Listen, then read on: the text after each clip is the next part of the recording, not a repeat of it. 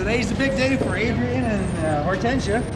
That's right. It's the latest story about the craze that's sweeping the nation, Cabbage Patch Kids. Rod Sidney of La Costa got Adrian and Hortensia as partial payment for a Corvette he sold recently. Official adoption papers, birth certificate, and footprints, fingerprints. Sidney paid $159 to fly his two dolls to Milwaukee, where an auto dealer friend of his plans to give them away at a drawing Christmas Eve. The two kids here will be treated just like any other unaccompanied minors. They will be taken on board the airplane. They'll be fitted with unaccompanied minored pins, which are red and white striped pins that identify them to our flight crew members as unaccompanied minors.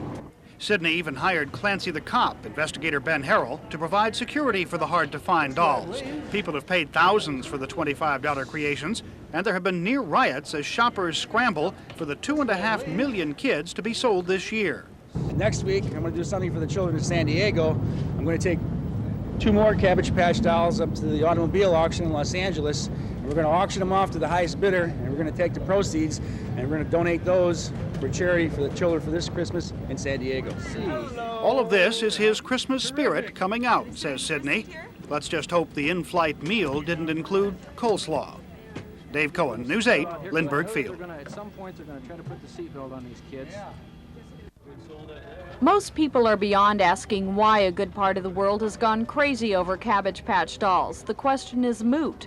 The dolls are a fad now, and people will pay dearly.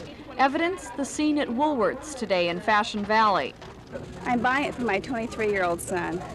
There was a better question today at the store that once was called a five and dime. The question, why would so many people even consider paying $43.99 for a doll? Some of the answers were predictable. Because I suppose it'll be a collector's item someday, and I know I have a niece that would like it. Some of them weren't. We have a boat to sell, and I figured we'd give away a Cabbage Patch doll with our boat. Does that sound like a good idea? If you have the money, I guess it is. Some people, though, had to sadly walk by the display, but then again, it wasn't necessarily money that was the problem. Because I don't have no granddaughters or no little girls. This man didn't have that problem. He had good reason to buy. Sure, my girlfriend says that she's going to shoot me if I didn't buy one for her, if I found it. And I just happened to walk by and find it, right? The reasons why people get caught up in this fad are probably as numerous as the different Cabbage dolls themselves, but it took one soft-hearted mother to voice the feeling of the majority. I'm spending the money, she said, because there's a little doll at home who wants one. Bridget Asaro, News 8, Fashion Valley.